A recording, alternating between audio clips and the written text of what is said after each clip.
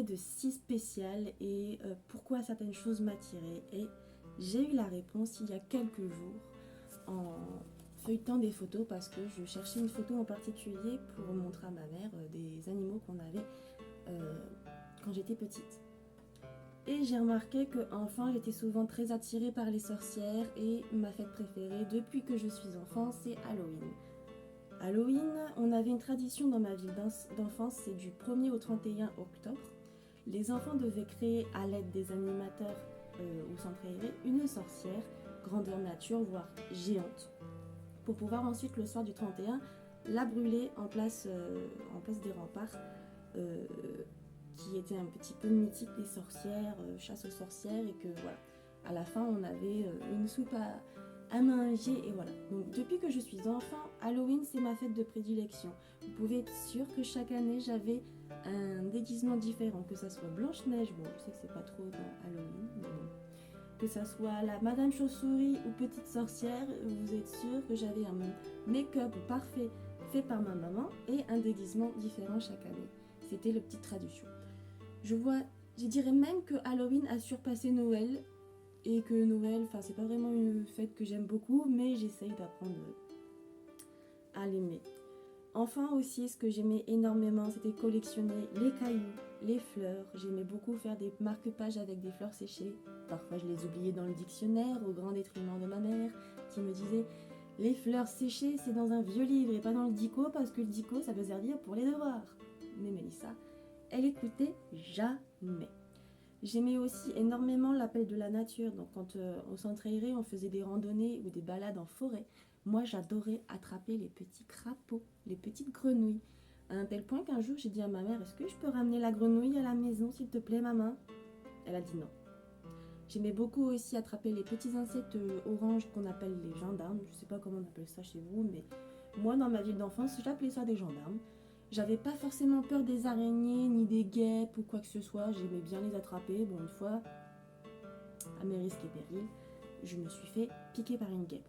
Ce jour-là, j'ai compris qu'il fallait que je les laisse tranquilles. Est-ce que cela, c'était pas des signes au final? Qu'est-ce qui s'est passé? Je me souviens qu'en tout début 2019, c'était avant que je déménage ici parce que nous avons déménagé en mai 2019.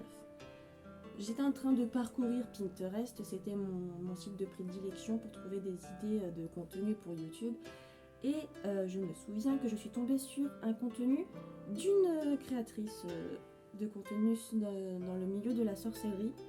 Et ça m'a grave parlé. Grave parlé, dis donc, on dirait que je suis plus jeune, mais alors ça, elle va avoir 29 ans. Ça m'a beaucoup parlé que par curiosité, j'ai commencé à acheter un premier livre sur la sorcellerie, donc qui est la Wicca.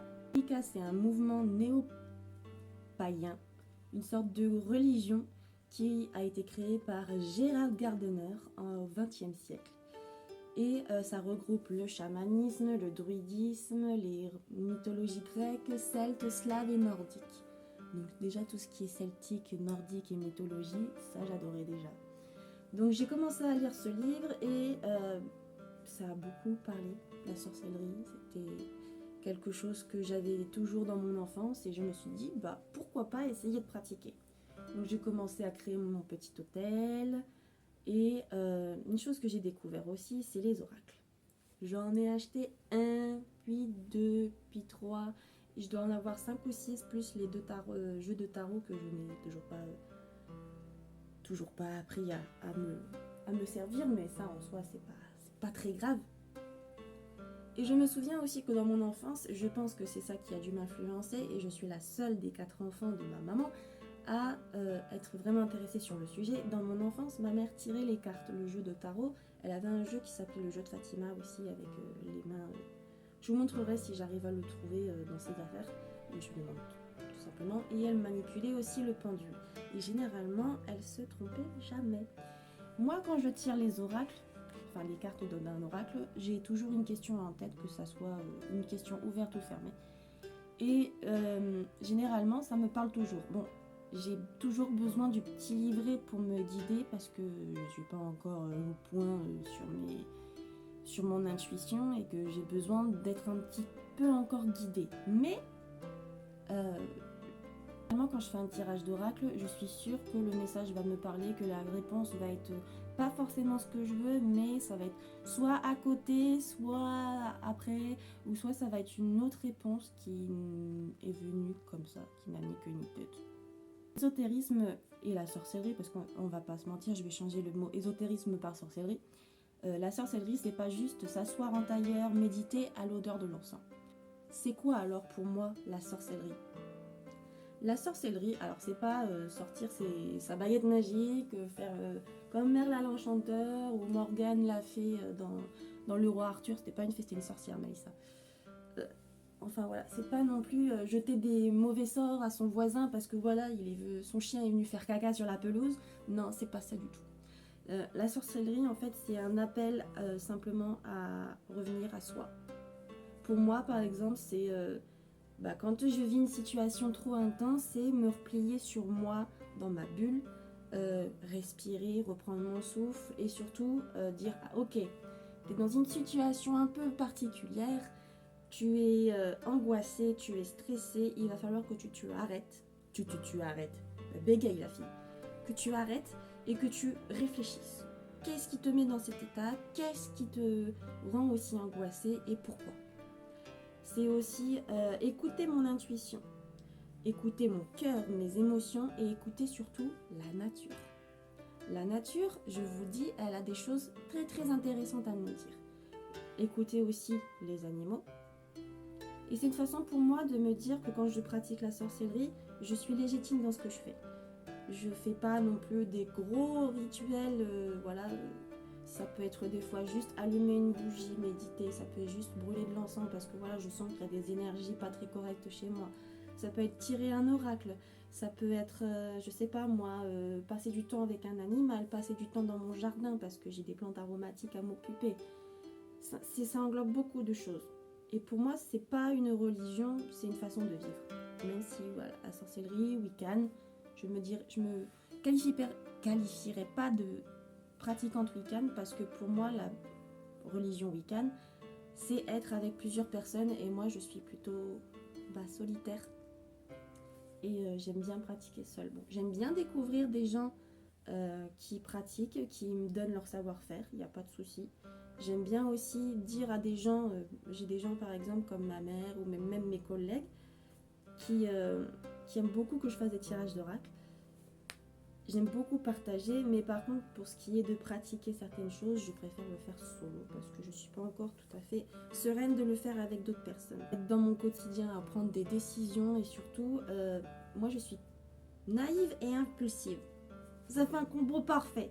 En plus d'être hypersensible, j'ai tendance à prendre mes décisions quand je suis sur le feu, quand mon lait est en train de bouillir sur la casserole.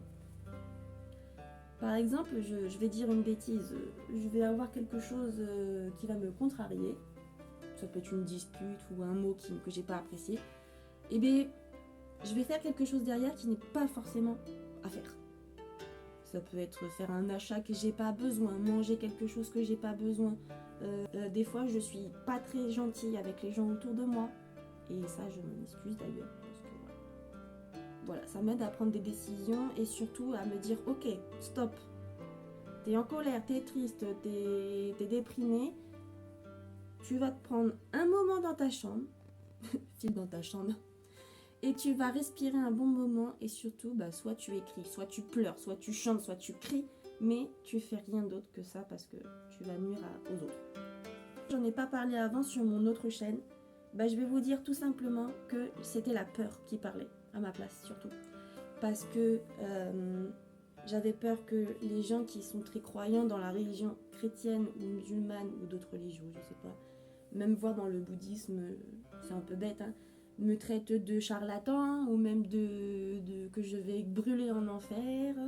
Je sais que de toute façon, que quand cette chaîne va se développer, j'aurai des gens qui ne seront pas d'accord avec ce que je vais dire et c'est totalement ok. Mais j'avais peur surtout d'être critiquée sur ça et je voulais surtout me dire je fais ça parce que j'ai envie de le faire et pas parce que j'ai vu un tel le faire, j'ai vu un tel faire ci, faire ça. Non, je voulais être vraiment légitime dans ce que je voulais vous dire sur la sorcellerie et l'ésotérisme. Et surtout, pas laisser la peur me contrôler. vous savez pourquoi maintenant la sorcellerie, l'ésotérisme, c'est quelque chose qui est en partie présent à 90% dans ma vie. Oui, j'ai retourné mon script parce que voilà, je suis pas bonne à l'école, je retiens pas bien les poésies. Donc du coup, 90% de sorcellerie et ésotérisme fait partie de ma vie. Je dirais que les 10% qui restent, c'est d'autres choses, tout simplement. Chacun a sa façon de pratiquer, chacun a sa façon de voir les choses, chacun est libre de faire ce qu'il veut de sa vie, de croire ou de ne pas croire, mais surtout, une chose très importante dans la sorcellerie, c'est ne nuire à personne. Parce que c'est quelque chose qui est relativement clair, moi je trouve. C'est plutôt même très très bien. Parce que tu vas dire du mal de ton voisin, bah, ça va te revenir au centuple. Hein, Mélissa? Tu vas dire du mal ou tu vas faire quelque chose de mal, ça va te revenir toujours au centuple et toujours, ça revient. Ce qu'on appelle le karma. C'est une pratique qui s'utilise au quotidien et surtout avec sa sensibilité, son cœur, ses émotions et surtout au fil des saisons avec la nature. C'est aussi quelque chose, un appel qui est de toujours apprendre. Dans la sorcellerie, on apprend toujours, que ce soit dans la lithothérapie, que ce soit dans la phytothérapie avec les plantes, que ce soit dans les animaux, que ce soit dans les oracles. J'apprends tous les jours et franchement, je vous dis, j'adore apprendre, je suis très curieuse. C'est pour ça d'ailleurs que je me forme dans la naturopathie animale pour pouvoir, pourquoi pas, faire un métier autour de ça. J'espère que la vidéo vous aura plu et n'hésitez pas à me mettre un petit emoji soleil si vous êtes arrivé jusque là. Je vous fais des bisous et abonne-toi pour la suite du voyage.